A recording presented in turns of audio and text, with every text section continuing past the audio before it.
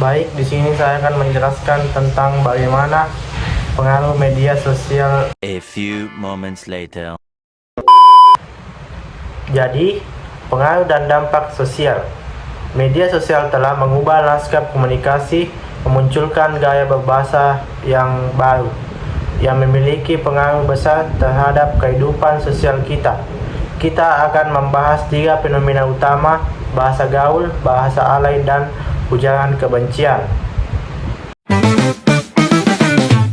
Jadi bahasa gaul itu adalah bahasa komunikasi yang tidak resmi, yang sering digunakan oleh mulai kalangan anak-anak, remaja, dan masyarakat tertentu dalam masyarakat.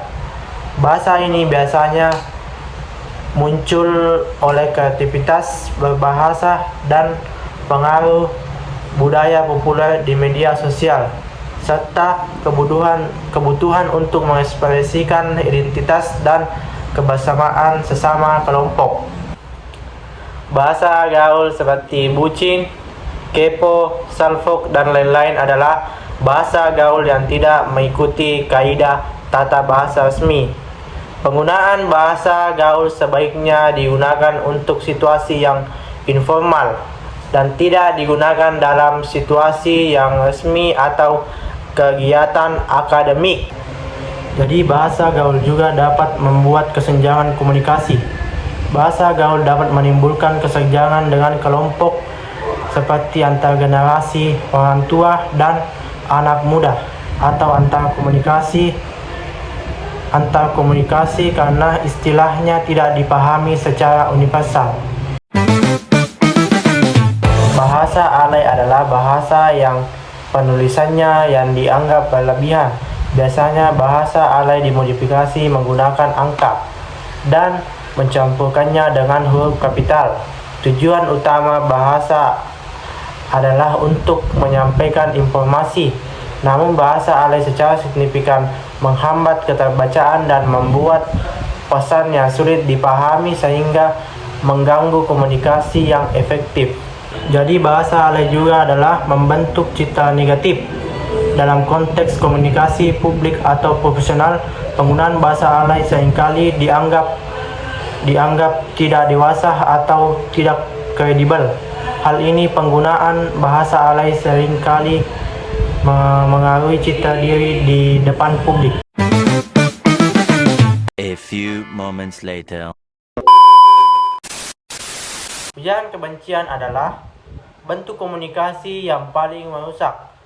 Ini adalah ekspresi yang menyerang, menghina, merendahkan, atau memicu permusuhan terhadap individu maupun kelompok berdasarkan agama, ras, suku, dan gender, dan maupun pandangan politik. Dampak dan pengaruh ujaran kebencian. Dampak ujaran kebencian bersifat multidimensi, mencakup aspek psikologi, sosial, dan hukum. Dampak psikologi pada korban yaitu tekanan psikologi dan trauma. Korban dapat merasa cemas, takut, malu, dan tertekan secara emosional. 2. Penurunan motivasi khususnya pada remaja dan mahasiswa. Ujaran kebencian seringkali melalui cyberbullying dan menyebabkan hilang rasa percaya diri dan penurunan semangat beraktivitas.